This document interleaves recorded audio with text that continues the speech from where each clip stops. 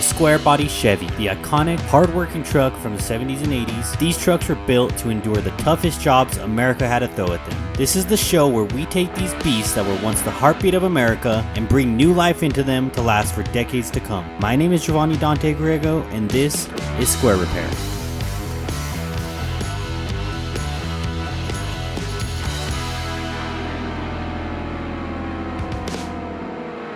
How's it going, everyone? My name is Jovani Dante Griego, and welcome to Square Repair. In today's episode, we're going to be taking an old crusty 6.2 liter diesel out of this big beautiful white 87 Suburban and getting everything ready to drop in a 5.3 liter LS engine backed by our SM465 4-speed transmission.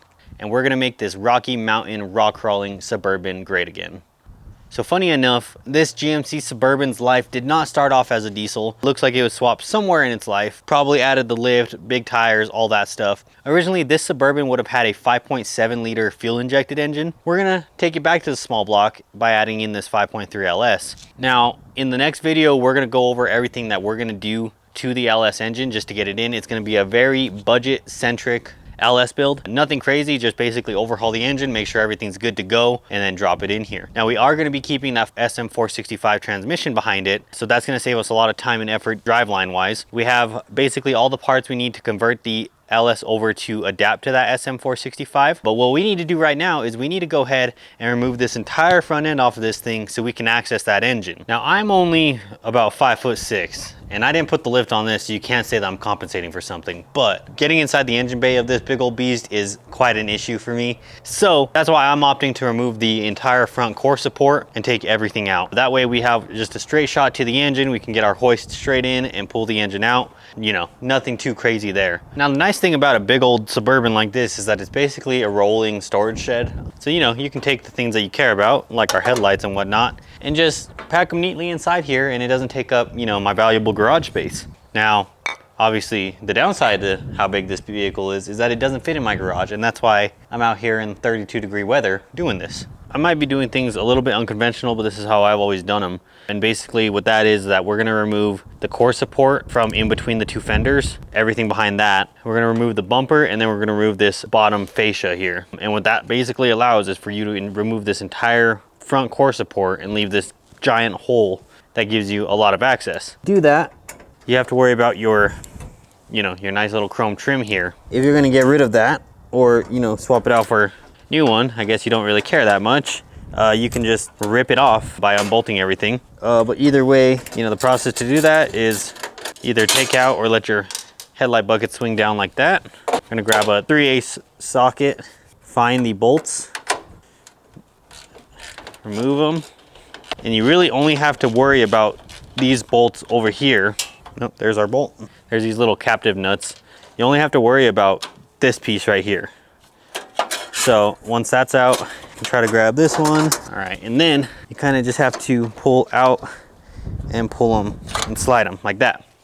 And now, even though mine are a little bit dented or whatever, it's better than nothing at all or them being bent. So I'm gonna be throwing these back inside the Suburban so that way they're nice and safe. But as you can see now, we don't have to unbolt this one on the bottom, and we don't have to unbolt this one on the top. This one will stay with the core support, and this one will stay with the front fascia at the bottom. Just little things like that. The first few times I did it, I ended up removing the entire chrome strip, and I don't think you really have to. Now, I might be wrong, and we might figure it out later on, but I'm pretty sure we can just leave it where it is.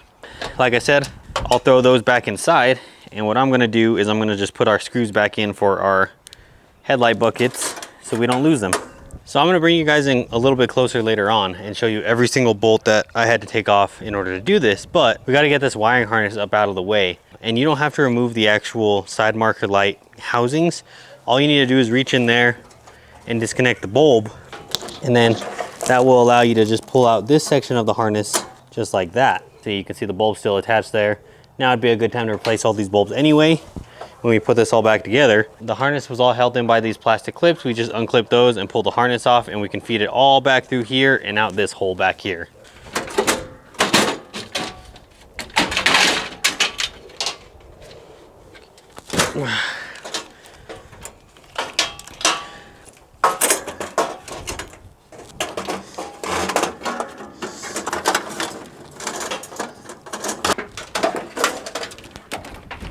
So we're gonna get up here and show you guys exactly which bolts we're taking off to get this core support off. So back here, we removed our battery tray, which is just a few bolts, 1, 2, and then 2 underneath from the fender well, right here and right there. And then there's 1, 2, 3, 4 bolts on the kind of following the curve of the fender here. We were able to remove our front fascia kind of filler piece by just removing these 2 bolts here, a bolt in the middle and 2 bolts on the side. On each side of this core support there is 1 bolt right there, and as you can see there's 1 right there.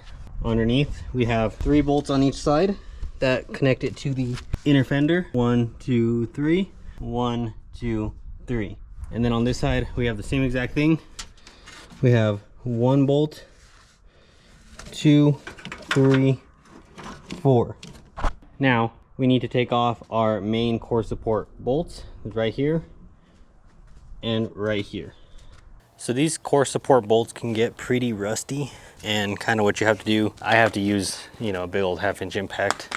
Even then they're still usually like rotted inside that rubber there. So I just grabbed the same extensions and stuff that I had. I sprayed down with some PB Blaster. Also put the nut back on the bolt, and we're just gonna try to get these things up and out. This one's pretty stuck in there. So I'm gonna try to get a socket in there. See if I can't wiggle that screw back and forth to get it out.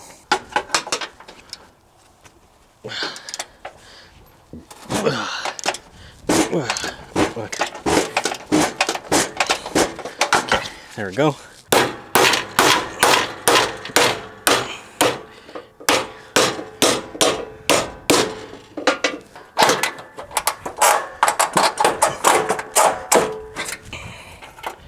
All right, and that's why, I mean, you can see half the bolt is gone, completely rotting away in there. Lots of moisture built up and all that inside those holes. Nonetheless, you know, we got it out. Just try to keep all these together. Obviously you can get new ones of these. I personally just don't care enough to, so we will you know, end up reusing these. Alrighty, so I'm pretty sure we've taken everything else off at this point. We removed our radiator mounts. What I'm hoping for is basically for the whole core support to come out all in one piece, leave the radiator and stuff behind, and then we can remove that afterward. You can see that on the sides here, everything is all pretty loose. On this side, it's all pretty loose. So I'm hoping that this all just goes well. We might need to pry up on it a little bit and just kind of pry on everything all together. Last thing we need to do is remove our hood latch. And actually we just only need to remove the actual hood latch cable, nothing else. So should be able to just pop that one off.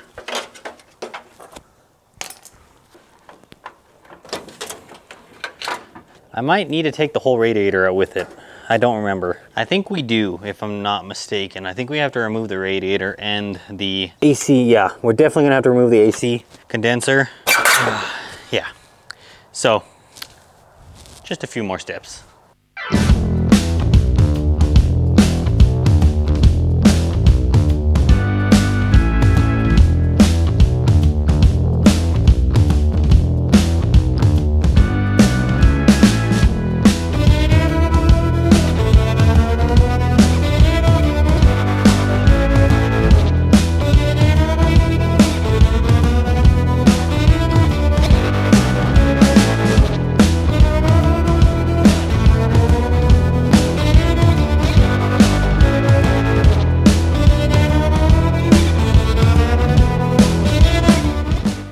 So now that we've got the core support out of the way, I just spent a few, about half an hour just taking away all the hoses, any wires, anything that's going to interfere with our ability to pull this engine out. I also went underneath there and I just unbolted the bell housing bolts and disconnected the clutch slave cylinder.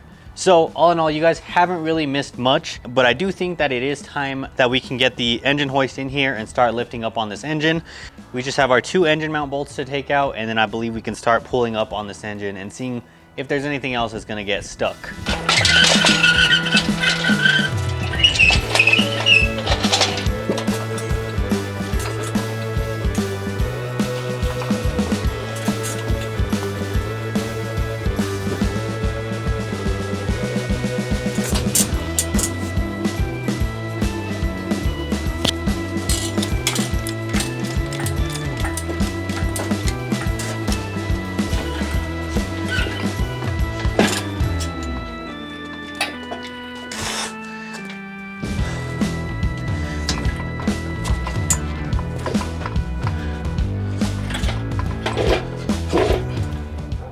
so we got this engine out of here. It wasn't too hard, just a lot of bolts and a little bit of heavy lifting, but overall everything went out very smoothly. In the next episode, I'm gonna be showing you guys the 5.3 that we're gonna be putting in here. We're gonna go through it, all new gaskets, basically an overhaul, and then get it prepped to get put right back into the Suburban. So again, if you guys want to follow the progress of this build, be sure to hit that subscribe button and be sure to hit that bell, because that bell will let you know every time we upload a video to the channel. And that's it for me, guys. I'm your host, Jovani. Thank you for watching, and we'll see you again on another episode of Square Repair.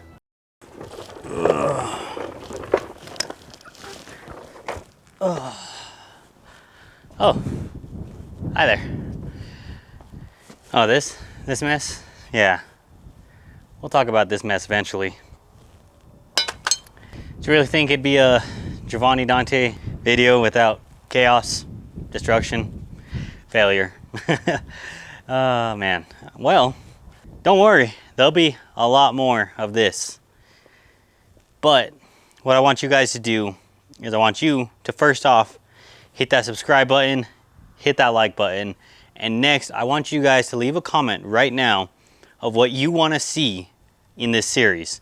Now, obviously, we're LS swapping this thing, keeping the SM465 for now. Might change that in the future, hint. And we might be doing some power upgrades. Maybe a little bit of, I don't know, maybe, we'll see. But I want you guys to comment right now something that you want to learn, something you want to see on this swap. You know, whether that be wiring, that be transmission stuff, tuning, whatever it is, I want you guys to put it in the comments right now, and we'll see if we can make it happen, because this series is going to be tuned for you guys. It's all about what you guys want to see, and I'm trying to answer the questions that you guys have. So please go ahead and leave a comment, drop that like, and hit that subscribe button for me. Catch you guys on the next one very soon.